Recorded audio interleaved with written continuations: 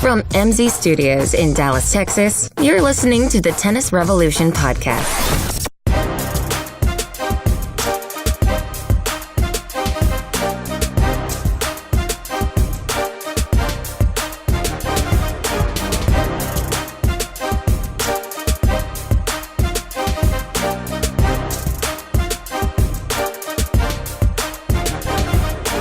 Well, we finally have good weather, and I am under the weather. I don't understand what under the weather means. What's that phrase? Why does that mean not feeling good? Yeah, I don't know. I guess if you're enduring really bad weather, it would make you sick. I don't know. Not sure how that applies. You're just making things up. But I feel awful. Or if the weather was so bad, you have to stay inside, so you're under the weather. You're locked down. 0 for 2. 0 for 2. You missed that like you missed your prediction about Kyrgios.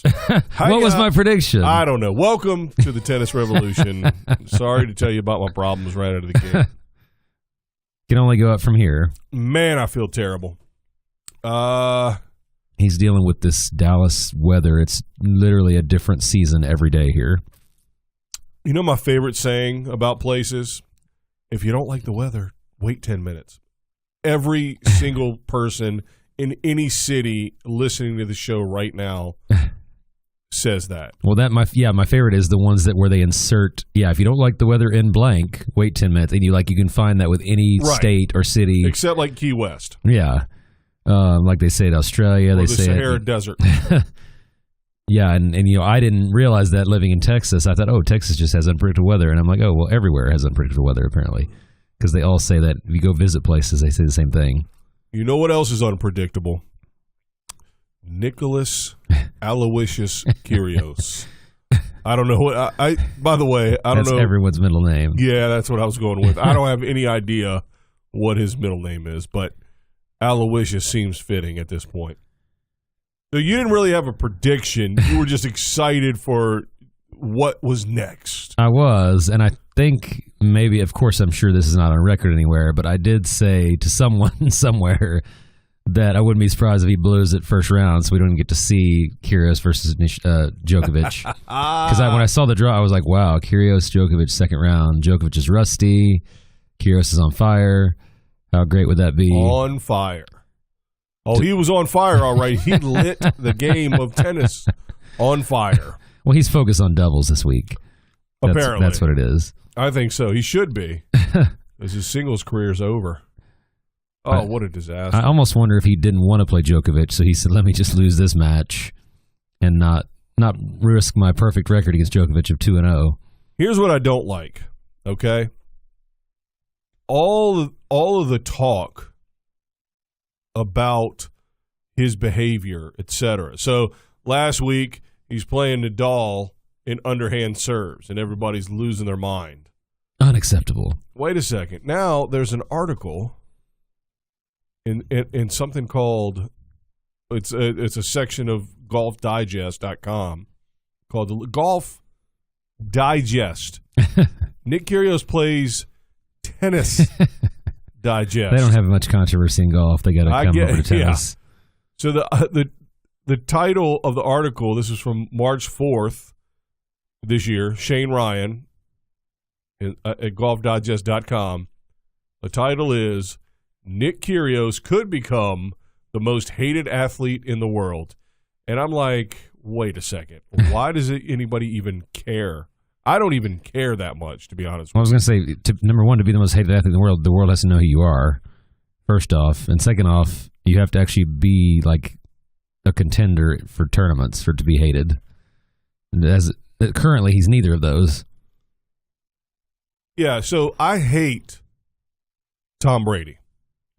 Yeah, and he would probably be the most hated. Now, again, you could do that most loved, most hated, Right. Now, I hate him because partially because he wins, all these Super Bowls every stupid year. But he also wins them at the expense of my team. Right. So I have some legitimate – I don't just hate him because he's pretty. or with a supermodel.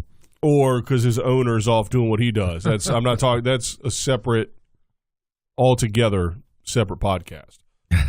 But Nick Kyrgios, he's not. I don't know. Maybe people do hate him. Do you hate him? No. What was that pause you were waiting That's for me it? I thought you were going to expound. It is a podcast where I we thought talk. you were setting me up to say something. No, I love having him in tennis because it makes tennis more interesting. Do I like him personally? No, I don't.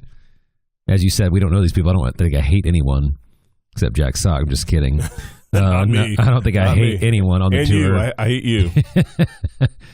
But no, I think he certainly does things that are worthy of people being upset or, angry at him. But that underhand serve to me is very low on the list of things that he does. That Yeah, I just use that as an example. yeah, But some people, it is a question that can be reasonably asked. what was their reasoning in the article? I don't know. I didn't read the article. I don't know how you found a Golf Digest article because you're not a golfer. That I know it well. We talked about our golf expertise. Yeah. No.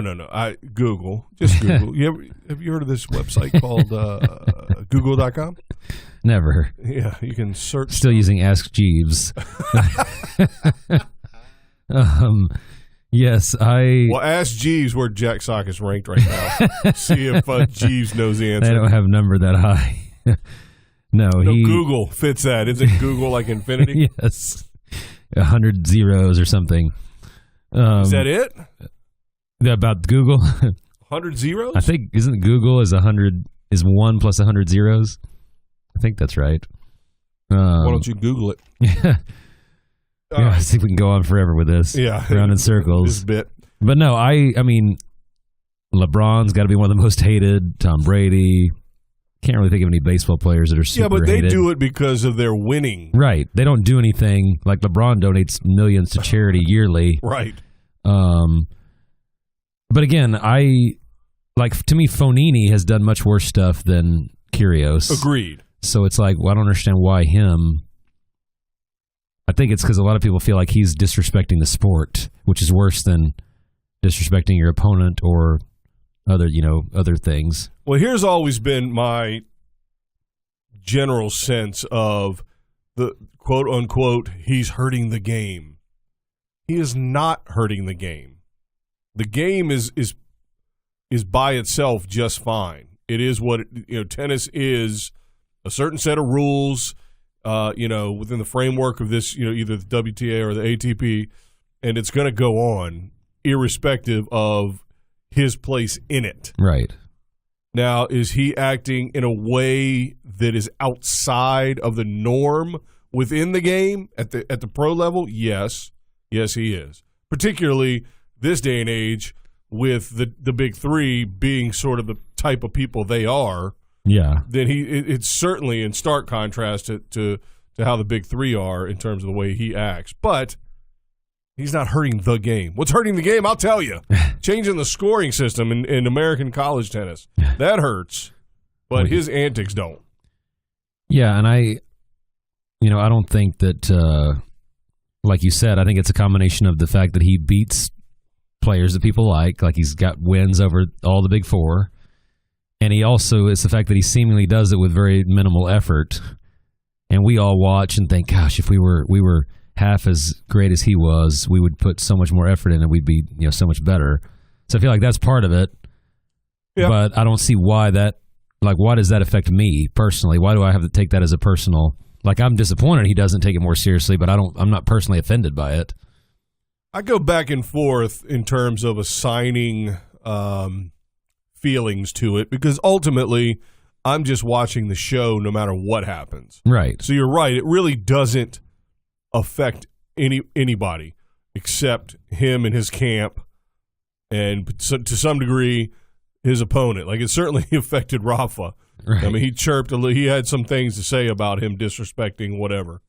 And by the way, the underhand serve was not part of it. So if the underhand serve didn't offend Rafa, then it shouldn't offend anybody else.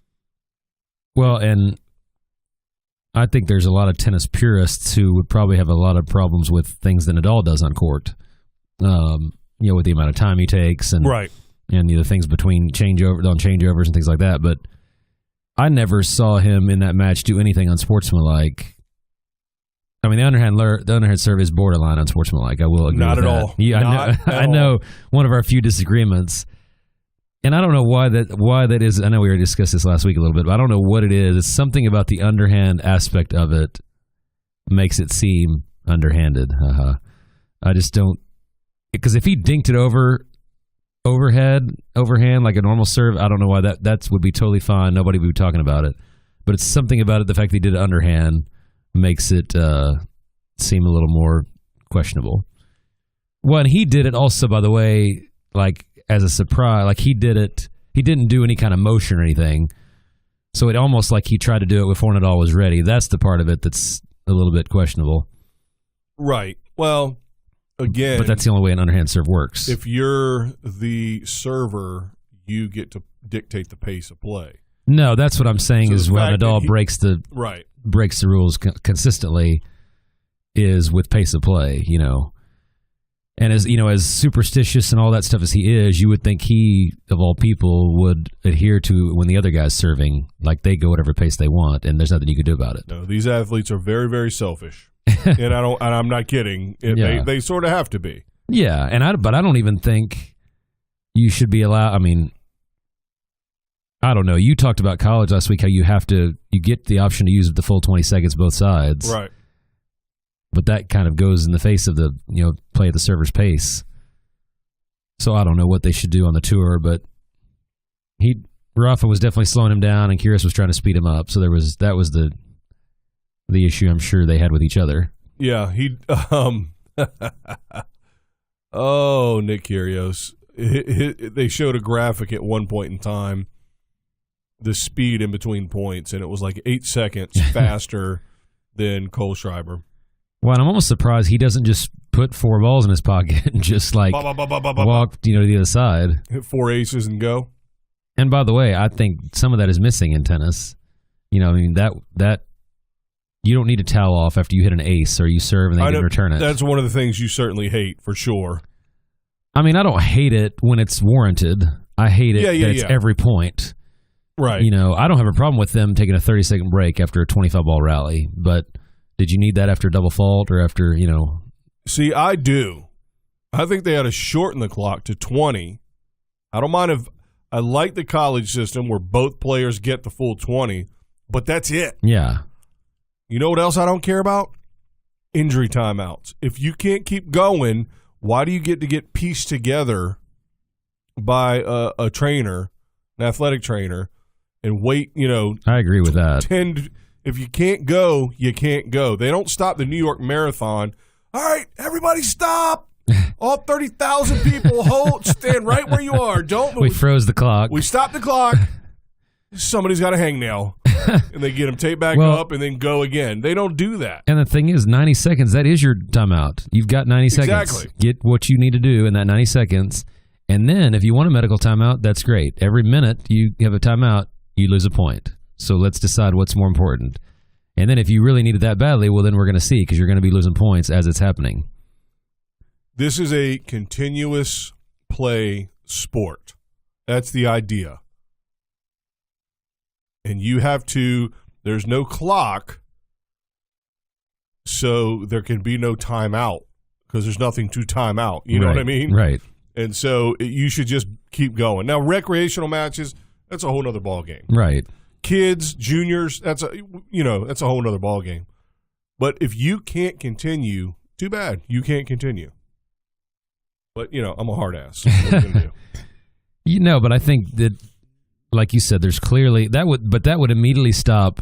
My method would immediately stop people from manipulating that, without justification. We talked about that courtesy point situation, whether it's bathroom break, or injury, or anything else. Courtesy point or points. I like your idea of points. Yeah, and if I'm playing Isner and I'm doing that when he's about to serve, it doesn't matter anyway. I'm going to lose that game. So then I can be strategic about when I use my medical timeout if I actually need it. Right. Which is fine.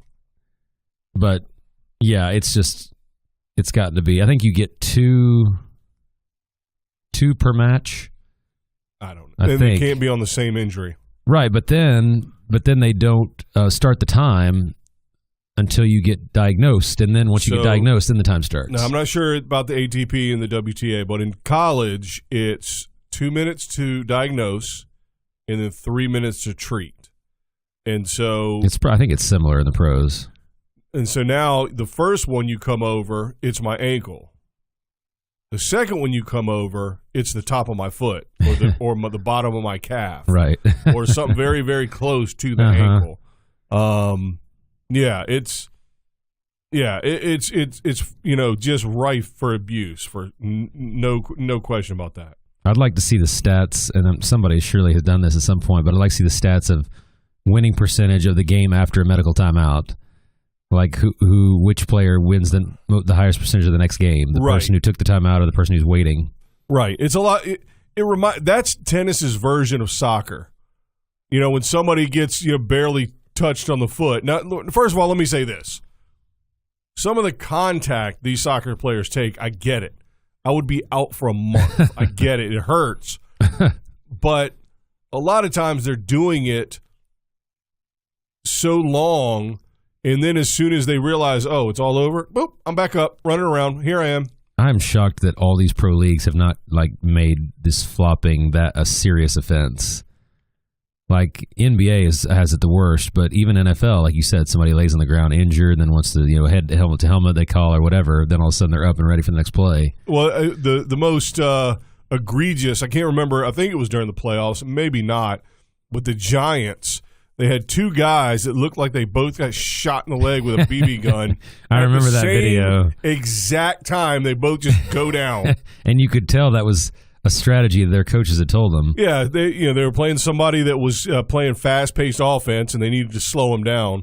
And similar to tennis, I think there should be a courtesy 5 yards. Yeah, or something like that. That if you because if you get injured and they stop the clock, you have to come out. Right. So what? They have a 53 elite athlete. Well, 52 elite athletes and a kicker.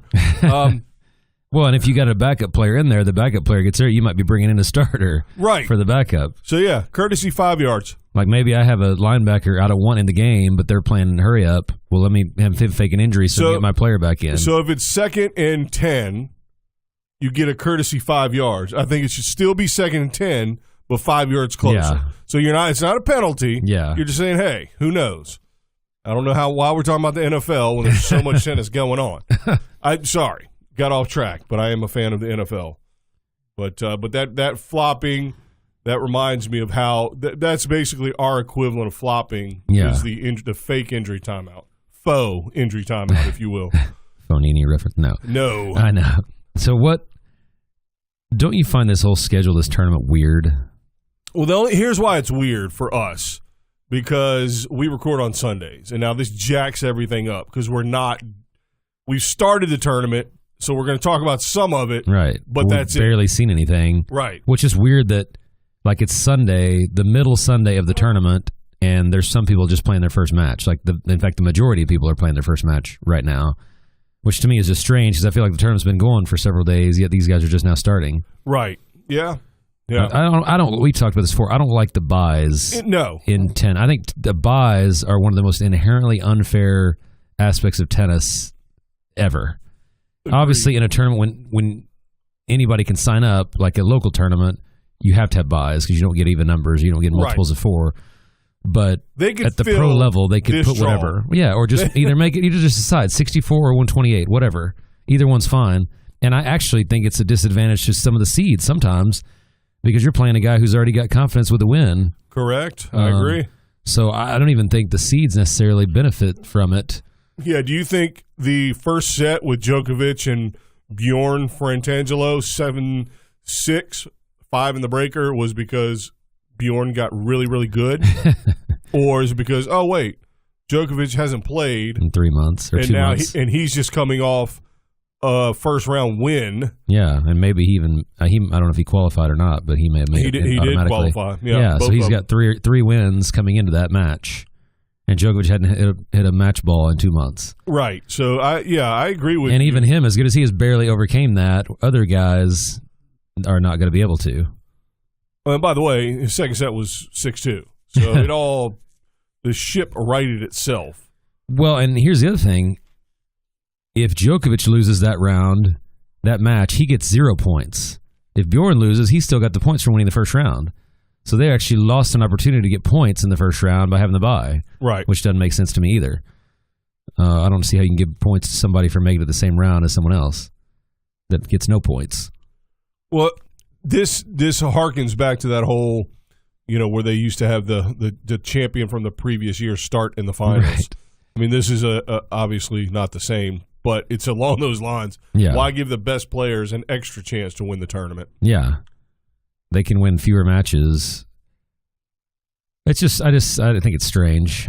Yeah. I don't know what, like you said, I guess they can't make it 128 because they don't want to be the same size as a slam. But I think, I think 64 would be fine. Yeah, I agree.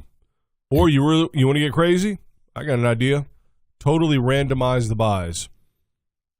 Yeah. If you want to have not big enough of a field to fill a 128, but you want to have more than 64, randomize the buys. Yeah. So it's not unfair. Or, I mean, you could randomize them, but still, only keep them to the seeded players. So if you have 32 seeds, maybe you have a 108 draw, and only I would 24 of them get the seeds. Randomize them to everyone.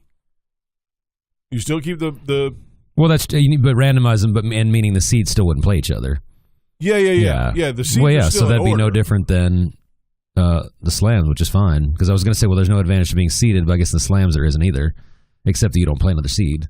That's all you shouldn't have an advantage. Right. No, that's what I'm saying. I agree with you. The seeding is for the tournament, not for the players, or it should be. Yeah. And the buys, instead of the one seed having a bye, maybe, line 5 has a bye.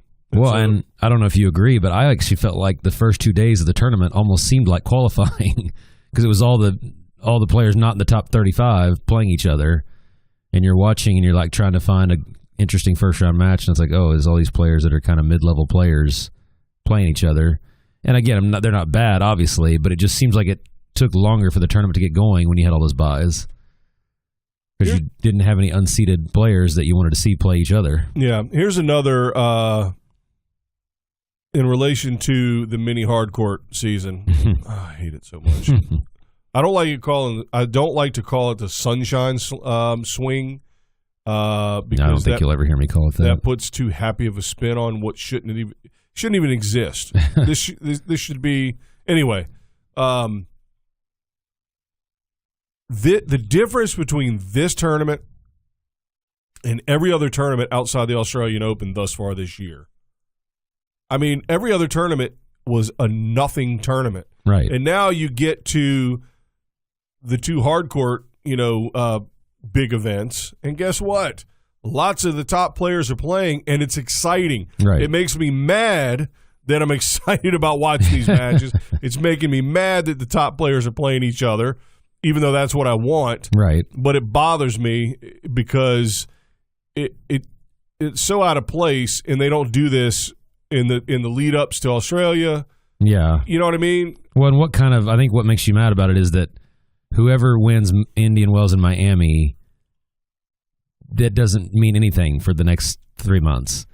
It doesn't lead. I mean, for example, Del Potro won Indian Wells last year. Well, how'd that work out for him the next 4 months after that? He didn't do anything.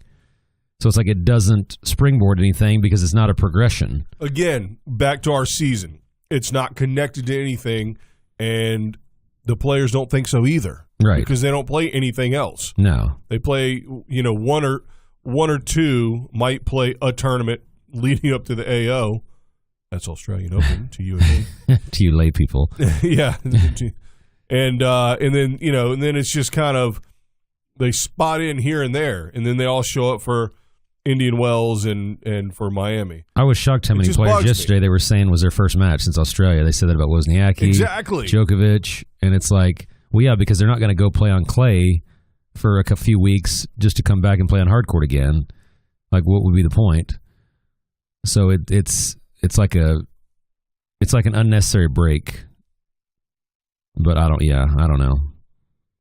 Unless you're just going to have 2 hardcourt seasons, I don't know what the solution is. That's basically what they're doing. Clearly, again, as I've said before, Indian Wells and Miami, you can put anywhere, literally anywhere in the calendar, Right. and the weather's going to be lovely. Well, really, to me, one of the solutions is Miami should be a clay court tournament. I mean, why wouldn't it be? Leading up, you just had the hard court. Make Indian Wells the only hard court, although, again, why would have any hard courts right now, I don't know. But make Indian Wells the hard court, and then Miami should be clay. Why do you have 2 hard court Masters back-to-back? It doesn't make any sense without a slam after it that's hard court. Maybe all this political turmoil at the ATP may help change some of that. I don't know. I don't care what's going on with that. I really don't. I don't know what's going on, right. And I don't care. And even if I did know, I still wouldn't care.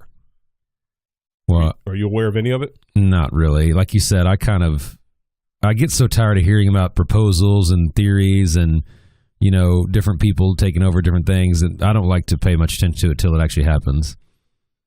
Well, apparently, at this point, Justin Gimelstob has murdered a bunch of people, it seems like. Now, he might be a horrible human being. I don't know. And maybe he shouldn't be in any way, shape, or form part of the governing structure of the ATP. But unless, put it this way, I don't care who did what. If the next person that gets elected to any high office for the ATP does exactly what we say, then I'm all in. Yeah. If they don't, then I don't care if Mother Teresa is ahead of it. She's dead. But you know what I'm saying. Or even some of what we say to start with. No, all of it. It's got to. All or nothing. No. All of it, because everything is right. Yeah. Yeah, it just it frustrates me to pay attention because I get false hope about, oh, man, they're going to fix this or they're going to do this. And then I recently heard of what you mentioned about shortened format. I recently heard there's some other format besides Fast Forward that's similar, and it's like, yeah, great, that's what we need. The, what was it? 30 some starting. Yes. I know what it is, but I don't know the name. Starting I assume it's starting every game at 30 all. I just can't understand. And they did something here with some nonsense. I was going to mention that too. I can't understand. Was that your corner? Do you mean wait? I can't understand that if you like something, why would you want to have less of it? Right. Yeah, and so that was yet another cup we have, the Eisenhower Cup. That was the start of this tournament. So here was the only cool thing about that. I tried to think in my head, okay, what is this comparable to? Well, what's the Eisenhower Cup? That's what they did the first night of this tournament. Did you not see it? No. So they played an 8-person draw of super tiebreakers. Oh, the 10. Yeah, the 10. They called it was on the guide, it said tiebreak 10s, but it was actually called the Eisenhower Cup. I see. And so they played 10-point tiebreakers. That was it. And all in one night. But the only thing that was cool about that, I thought about it, is in comparison to the Masters Par 3 tournament. They have that every year. All the guys play in it the day before the tournament. It's kind of a cool way for people to see them all before the real event starts. So I kind of thought that was similar.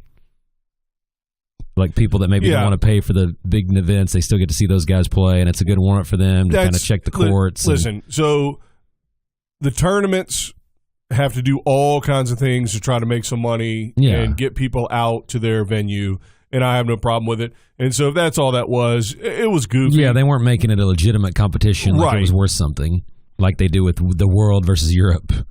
Yes, exactly. Or World Team Tennis as a whole. Apparently there's a new team in World Team. By the way, there's always a new team. Can we get back to what we started with as a draw? God, we always get sidetracked. There's always a new team in World Team Tennis because no teams can be successful. Except for the New York team. And the Newport team. Yeah. I don't know what you're talking about. It's a fine fight. Anyway, so back to the BNP Paribas Open at Indian Wells Tennis Garden. So this is a perfect example of what tennis can be. And why don't we get it every week? Or at least almost every week in a segmented season based on the Grand Slams. Yeah. Because this is what everybody, who was talking? Was it, Jim Courier, I believe. He's looking out at the stands at a full to capacity, I would assume, Indian Wells Stadium, number one stadium or whatever. They may have 6 stadiums there. They might. Who knows? They do. I couldn't believe it. Yeah, give or take. And he was remarking on how many people were there, and because he was looking at one stadium, one small, tiny aspect of the entirety of tennis popularity as a whole in this country. And he said something along the line. I don't know what accent, but it might end up being Swedish. But this is Jim Courier, even though he's American. Yeah, pretty much. He's very blonde. Actually, he's red hair, red blonde, kind of like yours. Actually, we're related. A lot of complexion issues too. So he said something about the fact, don't talk to me about how tennis is struggling. Yeah, because that proves it. Behold, one stadium in an ultra-rich area of California where the weather's lovely all the time, and the population, it's the largest population of the 50 states. We have the best field of any tournament that's not a slam of the year. Really does. Yeah, that's it.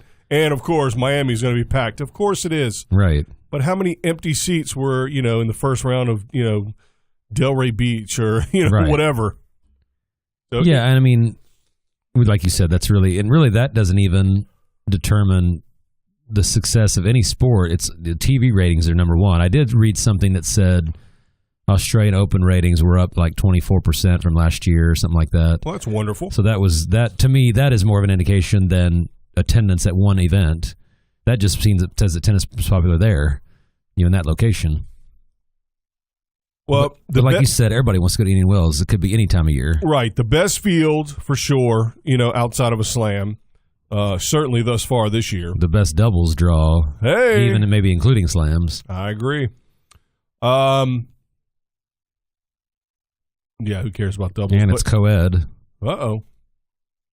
So, yeah, that's another thing that packs the house is you've got a double dose of whatever. Yeah. So Monfils, I thought is a good story so far. But again, we're 4 days in or whatever it is when we're talking. 3.5, yeah. He's been exciting this whole winter because he's just been getting back to form. Even better than form. Seems focused. But you know what? He's always been able to upset good players or beat good players early. It's when we get to the semis that he starts to struggle. And you got the similar with Wawrinka. He's just rolling along. Now, so my player to watch last week, I was super excited about Tsitsipas. You were super excited about... Yeah, did I come in criticizing you about him? But he didn't get beat by a next-gen. He got beat by a fellow next-genner. And that guy we're excited about, too. Yeah, exactly. Just because I didn't bring him up, he didn't win the tournament last week, so that's why. But that's an interesting rivalry, a budding rivalry. Apparently, FAA, Felix, yes, was 3-0 against Tsitsipas in juniors, which is shocking to me because I thought he was like 2 or 3 years younger. Well, but kids play up when. Well, I know, but still, that's impressive for him to beat Tsitsipas that many times. If there is an age disparity, who knows? See, I bring up one tidbit and you rip it apart. I know nothing. No, I did hear that as well. I heard the same stat. But again, from what we talked about last week, Tsitsipas was somebody that I thought was the truth. And guess what? We sort of reserve judgment on FAA because he's so young, but he's super talented, and I think we both agree on that. Yeah. So we've got... So we got Raonic coming. I think his performance in the tiebreak 10s is probably what helped propel him into. I didn't even watch the finals of that. I know it was him and Wawrinka. I don't care at all. I didn't understand how you were supposed to or why you were supposed to. I wouldn't care if you were playing in the finals, right? But I mean, I don't understand.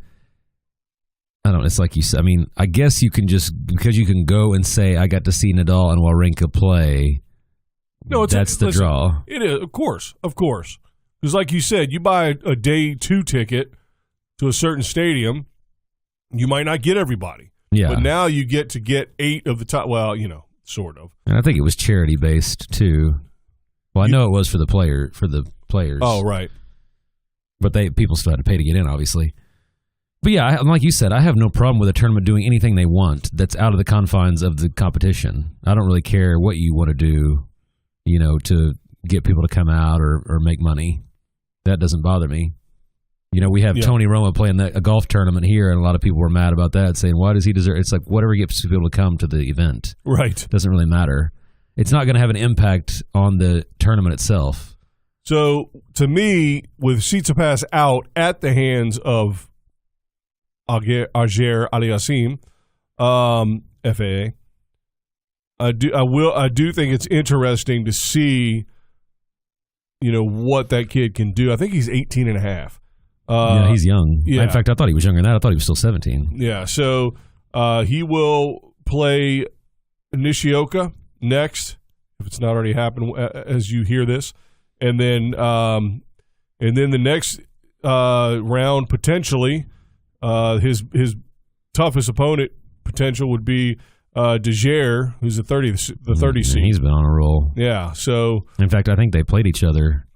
I think that was who Felix lost to in the final, but it was clay court. Yes, it was, yep. So then in the following round, he would potentially play Zverev. Zverev can't make it that far. Sorry. What? Another second round match was ruined. I wanted to see Zverev versus Zverev, and Misha blew that. So we didn't get to see that either. Yeah, who knew? Who knew the Serb volleyer who's 47 years old wouldn't make it that far? But, yeah, like you said, I don't have a problem with Tsitsipas losing to somebody like that, a contemporary. Put it this way, it doesn't change what we've talked about. No. And it's just, that's just also, we've seen that with every level of player, that you'd go deep in one tournament.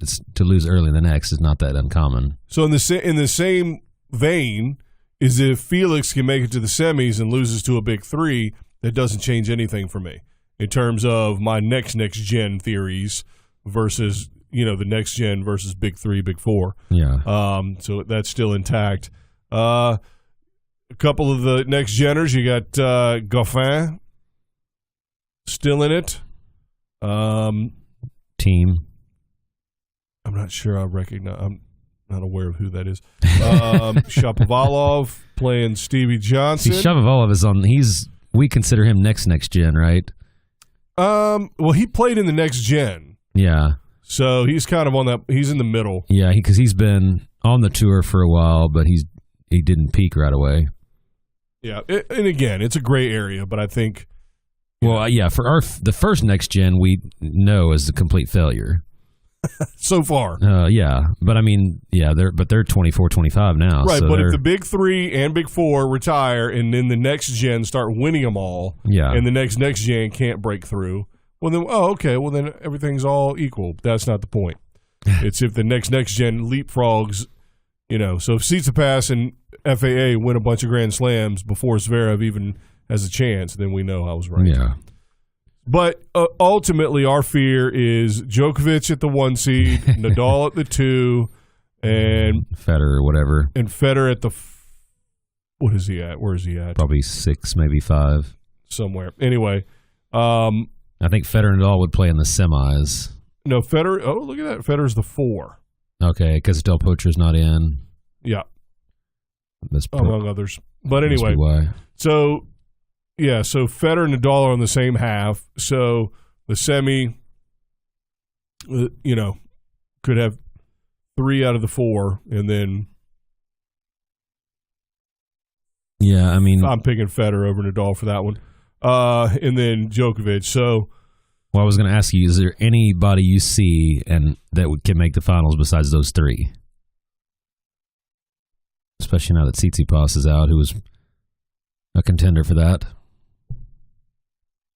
Listen, anybody, it's early in the season. Everybody's still hopefully pretty fit. So, like a Raonic could serve his way right on through. Cilic. And listen, I would not be, dumbfounded if, I hate to say it. I don't want to say it. You're going to make me say it. But if Zverev made it through, again, this is when he usually thrives. Sort of, yeah. Well, and we've seen this theory disproven before, but I can't imagine Djokovic not playing for 2 months is not going to have some effect in a crucial stage of a match. I mean, how can you be match tough when you haven't played for 2 months? But again, we saw Federer take 6 months off and win a major. So that shouldn't be able to happen, but it has been happening. Yeah. But I would think Zverev would have to have pretty good confidence against Djokovic if they played, because he beat him the last time they played in a Masters.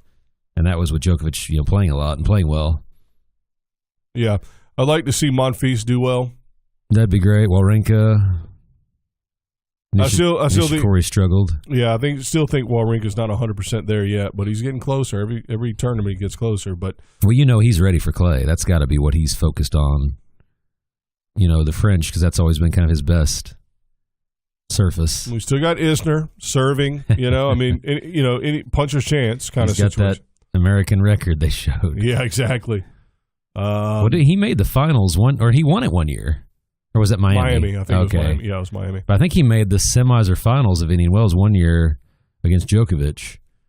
So he's any American tournament, he probably a shoe-in to make the quarters or semis. He's just got to manage his games. Yeah. He can't play too many games per set. He's got a limit. All right. I tell my daughter this almost every day, and I will share it with you and our fans. Boys are stupid. So let's go ahead and talk about the ladies when we come back.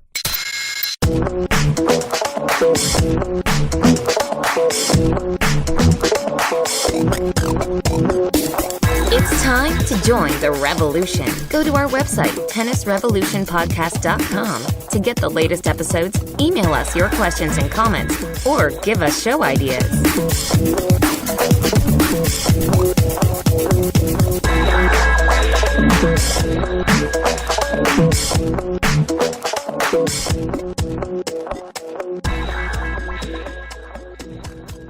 Of course, Daddy is not stupid. When I tell her boys are stupid, I used to be stupid when I was a boy. But,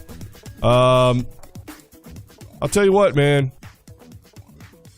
The women's side looks more normal than the men's. The men's side, I'm just blown away about the amount of interesting matches with big time players. The women's also, sure. But it's more, this is what every week looks like to me. Almost every week. Yeah. Now, you might not have every single player and get all the matchups you want, but there's so many more matchups in the women's side that matter to me than, on the men's typically. But it is amped up a little bit on the women's side. Now, have you done your normal thing and just ignored women's tennis totally? Or since it's on the same channel, you're stuck with it? Which one? Those are my only two options. Yeah, you hate them or you're stuck with them, and you hate them or not watch. Which one? Well, here's what was funny. The first 2 days of the tournament, that was all we had was women's, which I thought was actually great. It got you kind of interested in the draw right away because for whatever reason, the women started a day or two earlier, probably because the finals of the women's is a day earlier. But they got me hooked right away in this draw. There were some interesting matchups immediately.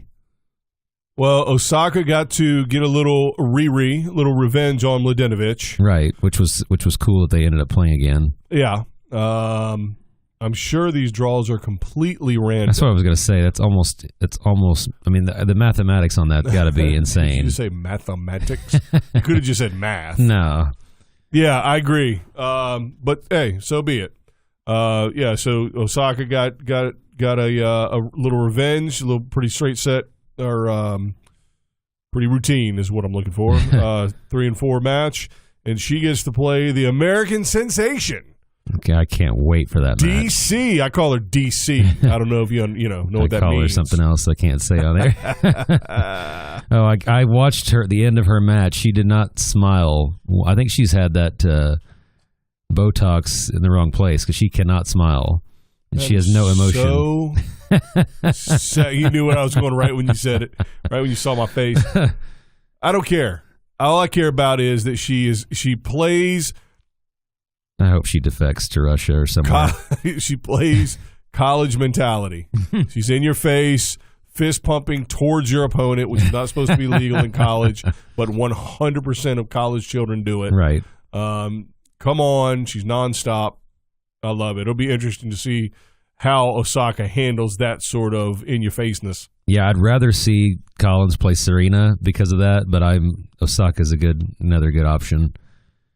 And Osaka I don't see as that kind of, like, I don't see her going back and forth, whereas Serena totally would. Yeah, I think, she would. Serena would just screech louder than her and hit harder than her. Yes, that's what I was about to say. Serena would start out just, oh, that's cute, but then as it got into a tight set or a tight match, she would amp it up with the screaming, the grunting, and the power, and the come on, fist pumps. Right.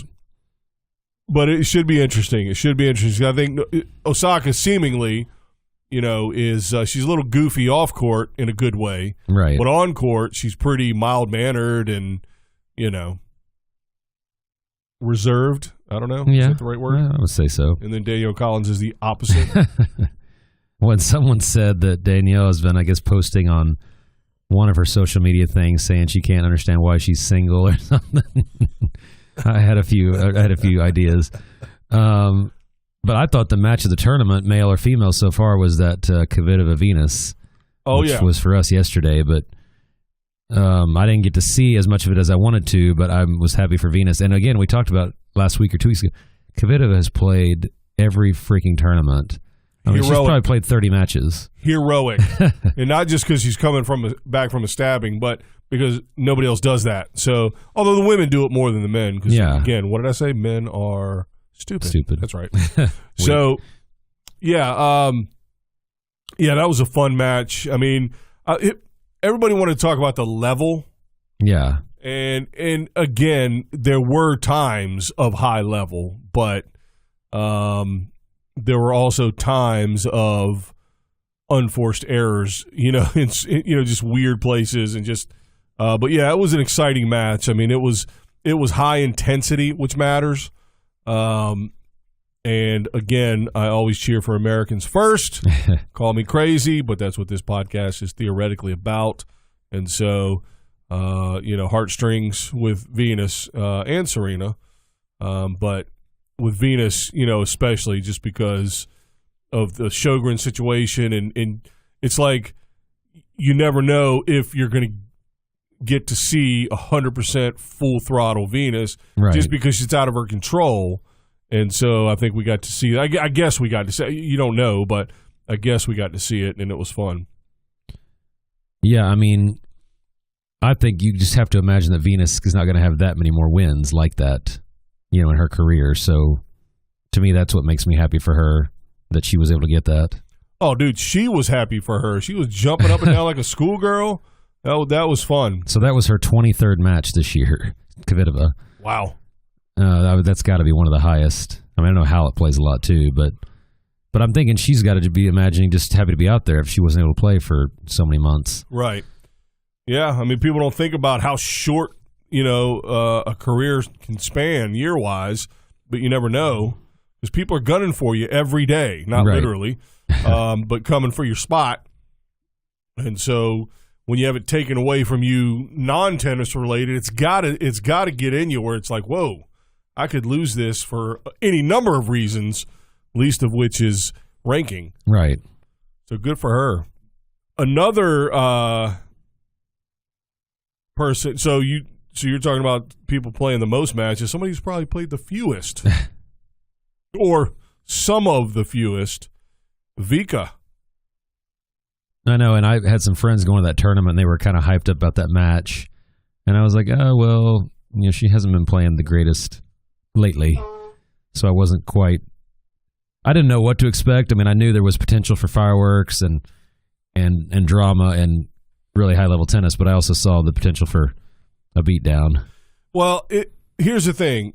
It was a good match, but – it was almost sort of like, memories of your old girlfriend kind of thing. It's like, it's bittersweet just because, Azarenka is not and can't be exactly where she wants to be because apparently she still doesn't have 100% freedom to play exactly what she wants or what. I don't know what her story is. I try not to get into the drama of other stuff, but it just goes to show you a player like that is on the bench of the WTA. Like, we've been loving tennis, And then here she comes to add a whole nother dynamic. And the other thing I liked about that match is they like each other. You know what I mean? And so it's not like there's no pissiness. There's no like. I didn't think. Are they known for being friends? I know her and Wozniacki are friends. Azarenka gave her a kiss on the cheek after the match. Okay. You know, she didn't give me a kiss on the cheek. So. Well, and how many times during that match did they mention them being mothers? Yeah. Oh, yeah. Probably throughout. Right. Which, again, I'm not saying that's not impressive, but it's just funny how that's become like. I almost feel like that's become more of the story for Serena than how much she's winning. And for Azarenka probably too, because she just hasn't won as much. But the person who I knew that went said, you know, how good is this girl she's playing? Or text me and said, this girl that Serena's playing is really good. I said, well, yeah, she's won 2 slams. And she's been number 1 in the world. Right, so I don't think people remember. It's been so long. Isn't that weird? It is. Like Kuznetsova, you know, won 2 slams. She's still out there playing, and it's like you don't. They'll say in a draw, there's 8 Grand Slam champions. Like, really? There's 8 women in this tournament of Grand Slam? And you see, like, the list, and it's like, oh, well, some of those were, like, 10 or 12 years ago. But they're still out there, which to me is more impressive. Like, Venus, to me, still playing is so impressive because we've seen how many players are not willing to do that. Well, and she had an artificial sort of reason to not play. Yeah. And with that, when you don't play, you know, you don't beat yourself up physically, you know, so you maybe have more length in your career because you're not playing daily. I mean, a la Federer, who takes 4 months off and still number 1. But there really is not a player that Venus can't beat on the tour except for Serena. Ability-wise. Right. And that's on a hard court also. Right. Or grass. But it's just pretty amazing to me. Now, the problem is she's not going to be able to win 7 matches in a row because of the wear and tear. And without, even if she's feeling 100%. You're exactly right. I'll tell you one thing that's unfortunate. One of the most unfortunate things about her getting Sjogren's outside, for us, obviously for her, it's her health. I get it. But just for us, is I think we may have gotten taken away from us what could have been the greatest rivalry in the history of women's tennis. And that's Venus versus Serena. Yeah. Because, I mean, the first I don't know how many weren't good. Right. I mean, first of all, you're 2 newly, elite professional players and all that goes with that. And then on top of that, you are playing somebody you grew up with and trying to win for yourself. But if Serena is playing, Davenport, she doesn't care about Davenport's career. Right. But her sister, she does, and vice versa. And so those first matches were awful. Yeah. Like the level of tennis was a lot of unforced errors, a lot of nerves. It just wasn't good.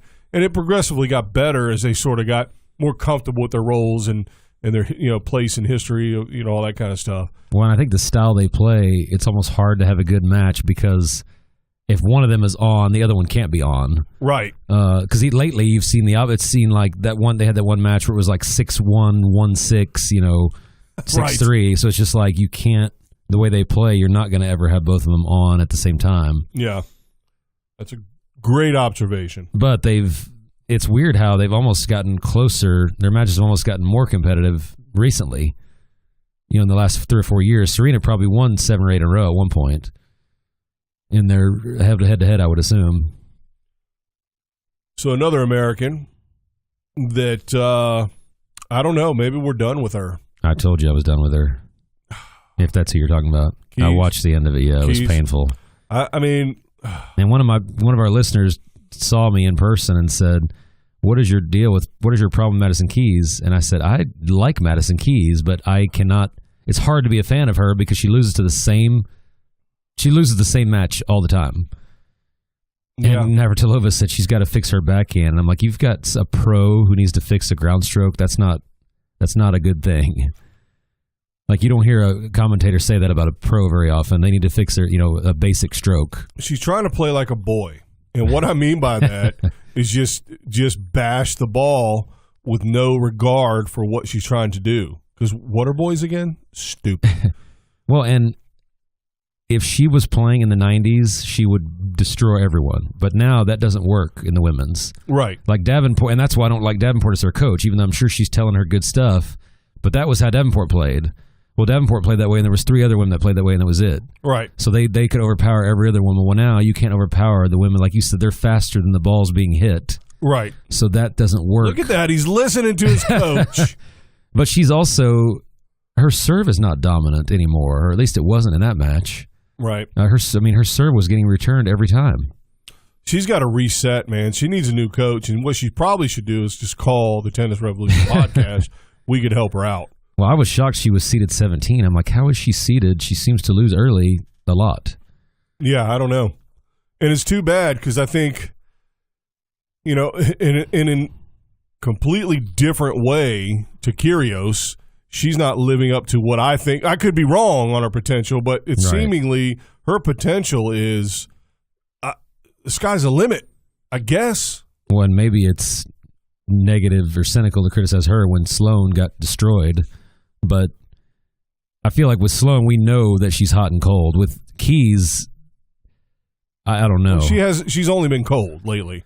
Yeah, when Keys, it's like her maximum hasn't been amazing. I mean, a Grand Slam final, yes, but I don't know. It's hard to differentiate. I guess I know that Stevens is willing to battle, and I know when she's in it full effort, like she's not going to give up in a match. Right. Whereas Keys, like she lost the last 6 points of that match, and it was like it didn't even seem like she was really wanted to win those points, or she was doing anything particular to battle to the end. Yeah, and that's what's frustrating to watch. And listen, we're not in her camp. We don't know what she's going through in terms of training wise, what she's trying to do. She just may not be able to. We could be totally off. Yeah, maybe she doesn't have the ability to play rally. But I mean, I still go back to the fact that she had to have been able to rally to get to this level. Like, you can't get to this level without being able to out-rally players. And I don't know if it's because she doesn't have confidence or just she's committed to one style of play and that's it. But it hasn't been good.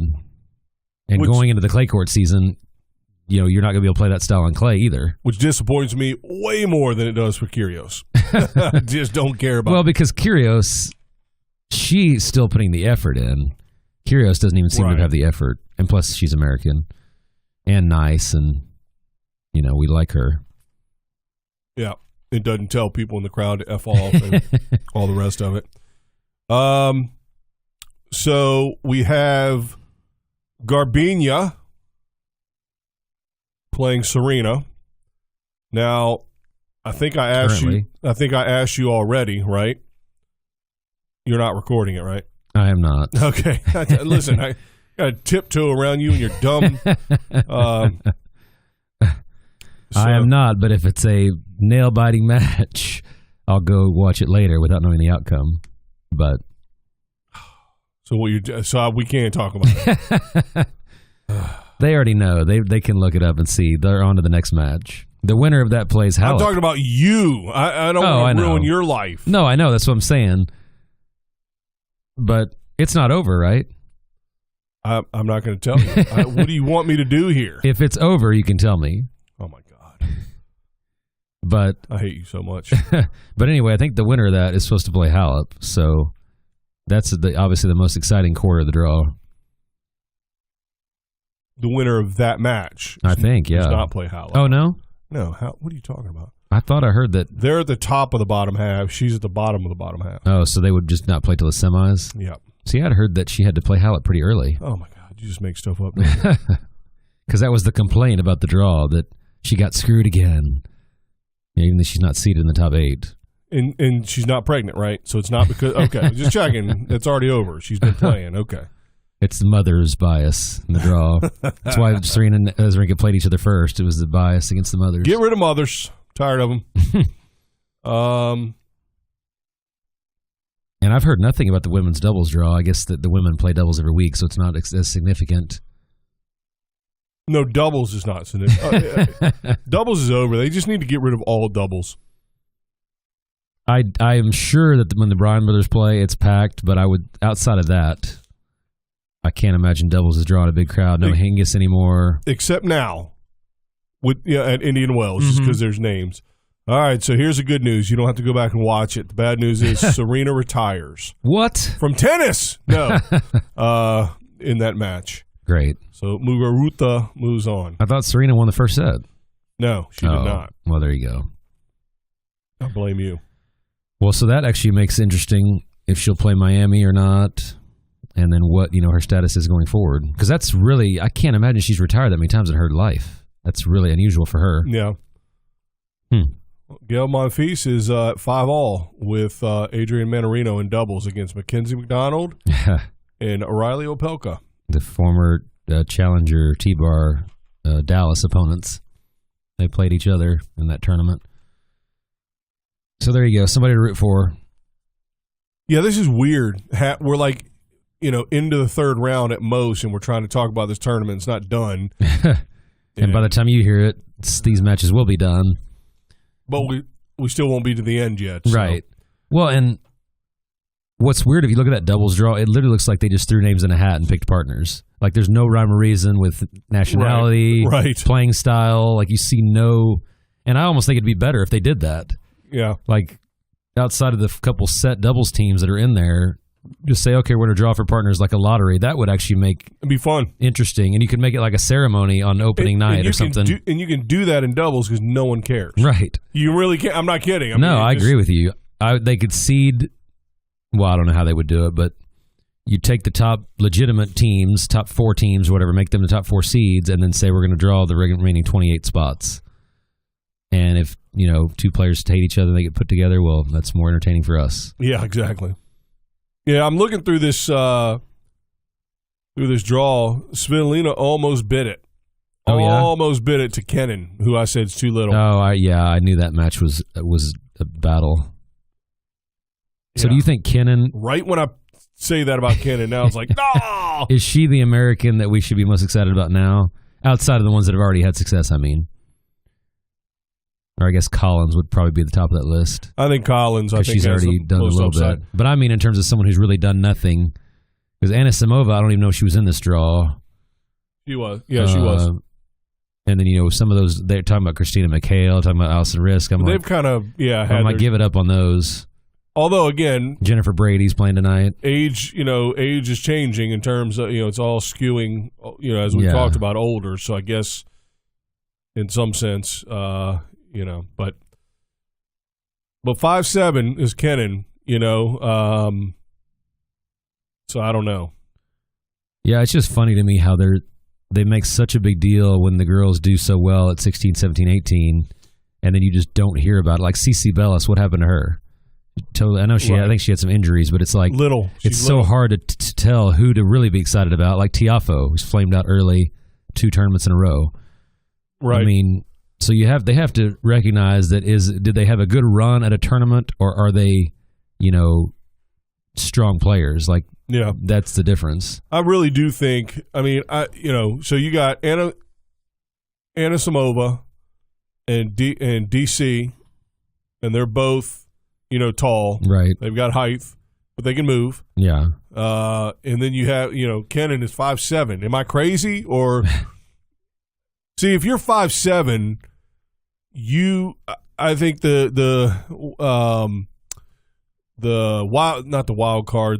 variable mathematics. Speaking of mathematics, the variable I think that you need to have is elite endurance, right. Elite speed, like Ferrer or like Simona Halep. Yeah, she's 5'6". What did we look up? Is that what she was? Yeah, I remember we looked her up. She's 5'6", but she is elite, and I'm talking about world pretty much everything else class, right? Speed and world class endurance. So you might not be able to drop, bombs on your serve. Believe me, we've seen that. Starting out a Grand Slam final with like 4 breaks in a row. But you have to have something that's elite, and so you can compensate for your lack of leverage with the height and the power. With something that is elite, and she has that. And I don't know if Sofia Kenin has that. Yeah. Doesn't seem like it. Yeah, and that's, although I will say 5'7" to me is like the, minimum height you can be. Like if she was 5'4", you'd have to, like you said, you would have to be absolutely incredible speed or ground strokes or endurance. But to me, 5'7" is legitimate. Like, that's okay. It's sort of like if you're 6'1" on the men's tour. I mean, that's the perfect. Yeah, See, if you're 6'1", 6'2" is perfect because that's where Djokovic, Nadal, Sampras, Federer. Yeah, but I guess I'd probably be 6 feet. But I feel like if you're 5'11", people are going to say, "Oh, that's a little too short to be, a top player." But if you're 6'1", they're going to be like, "Okay, that's tall enough." I feel like the same on the women's. If you're 5'7", that's okay, but obviously preferred is 5'10", 5'9". That's probably the sweet spot in the women's is 5'9", 5'10". That's what I would think. But I don't think 5'7" is necessarily detrimental. Right. I see. Not bad enough to be a limiting factor. But well, I guess. I think it is. But then again, I'm sure if you look at the top 20, they're probably all taller than 5'7", except for maybe one or two. At least to me, at least for Kenin, I think it is detrimental. But again, I could be wrong. She almost beat Alina Svitolina. Yeah, I liked. It's funny how she's sort of come out of nowhere just in the last 6 months. I had heard of her for a while, but never really done anything. And then all of a sudden, she seems to be getting in good matches and tournaments and going deep in some smaller tournaments. And how have we not talked about the biggest news to hit Texas tennis in decades? It stopped raining? Fed Cup's coming to San Antonio. Oh, Lordy. Sure, the crowd's lining up for that. When is that? I think it's pretty soon. Oh, God. It's going to be Kenin and Collins. Are we going to go down there and cover it? Live broadcast. Oh, God. I don't know who they're going to get, but you told me, you were the one that soured me and told me that the Williams sisters are done with Fed Cup. Did I? I thought you said that they're never playing that again, I thought. I didn't say that. Oh, well, then I think they've retired from Fed Cup, but then they want to play the Olympics next year, so I don't know how that works. Well, we definitely need to look at doing a remote down there, possibly. Yep. I love San Antonio. It's a great town. WTA, call us. ITF. Well, anybody call us. Yeah, please, call in if you're anyone. Call in. Anyone in any tennis organization. Well, I hope I crushed today because I'm feeling awful. So he's going to pass out as soon as this recording stops. I'm already passed out. You're just hearing. So, anywho, what was your corner? Did we talk about it already? We didn't have a corner. I'm done with my corner. The whole show's a corner now. What did I bring up? I asked you if that was a corner? Oh, I don't know. Golly. We'll have to go back and listen. Yeah. Pause this, go back and listen, then come back and edit it. They're screaming at the radio now, or whatever they listen to their phone. Yeah. You don't remember? I don't. Golly. And it was the start of our women's segment, I know, but I don't know. Should there be women's tennis? Was that what it was? Told you I'm passed out, so anything I say can't be held against me. So you gave me the prediction for the men's. What do you see for the women's? Especially now that Serena's out, we got to Osaka. You think?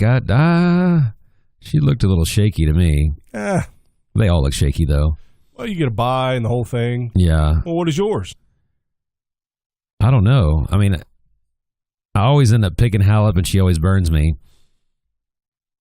Depends on how hot it is in Miami. Maybe whether I'll pick her. Muguruza. But I think the weather's lovely in Indian Wells. I don't know that, Maybe Muguruza gets some confidence from that, even though she didn't complete the match. When I think that air's thin out there, so, people will be hitting right through Halep. Yeah. I mean, Osaka is number one in the world now.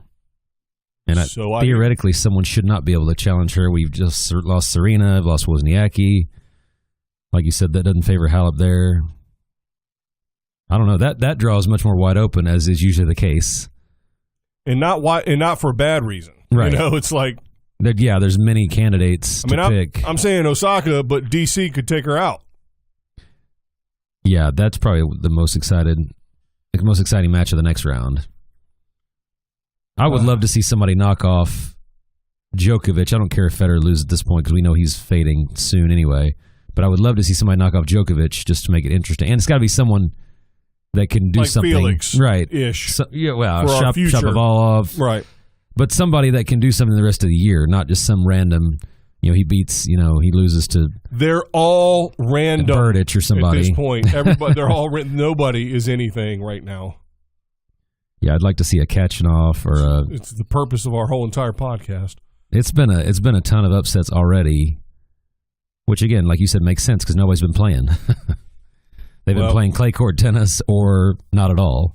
Like I said, this is a weird deal just trying to talk about tennis that's not even halfway over a tournament, and we're in the middle of it. But, yeah. So for that reason, this is a stupid schedule. But I didn't see your man Gasquet. I know, he's old. He's in the old folks' home. He may not be in, yeah. Felix is taking the reins. He's gotta ease into things. He's gotta take it slow. I'm gonna hurt himself. So anyway, well, you got anything else? I think that's it. Thank goodness. As usual, please spread the word. Make sure you subscribe so it downloads automatically. And by the way, if you dig this whole situation we're doing, go review it. I've been forgetting to say that for like the past 8 months probably, but I forget. That does make a difference in terms of like rankings on the. And I think you said only review it if you're going to give it 5 stars. Otherwise, you don't have to. Yeah, do me a favor. I mean, don't come at me with like, well, they're okay. Then why? Just save it. Let other people figure out. That is the inherent flaw with that rating system. What? That. Yeah, it's either somebody that is very passionate about how much they love it, or they got talked into reviewing it because they little thing popped up, or they just despise it. You're not getting somebody just saying, "Oh, there's like a 2.5 or 3." It's always one extreme or the other. They should die. Greatest podcast I've ever heard. Those are the only 2 options.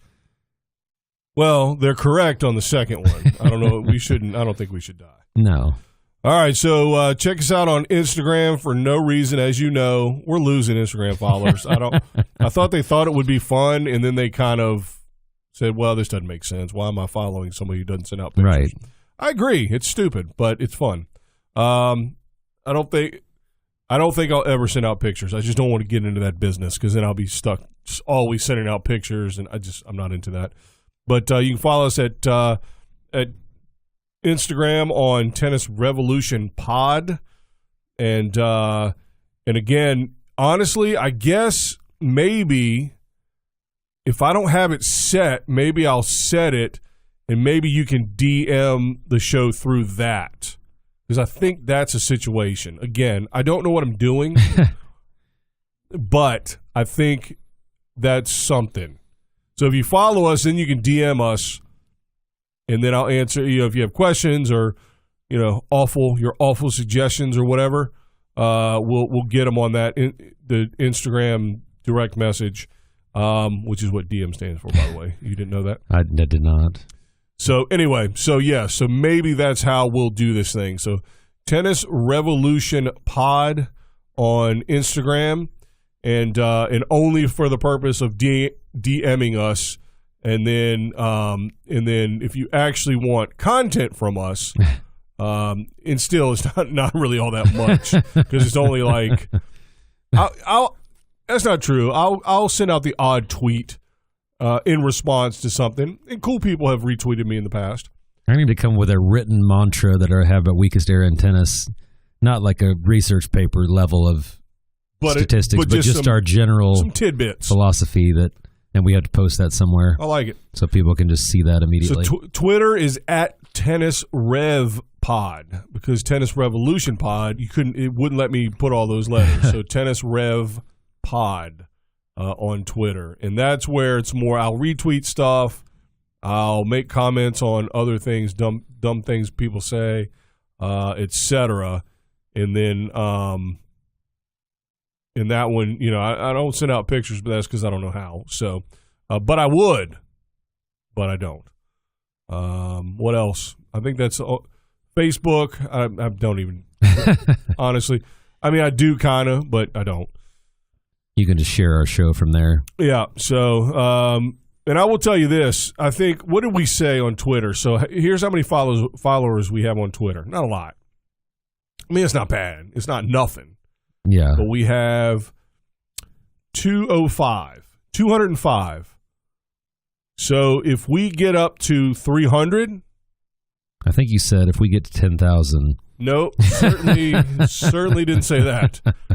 So if we get it's 300. I mean, we've been at 200 for a minute. So it's not like all of a sudden Or if we do all of a sudden get up to 300, that means there's a lot of people out there interested in your That's right. hot takes. Well, in that case, it may happen today. So if we get up to 300, if we hit 300, will you commit to getting a Twitter handle and using it?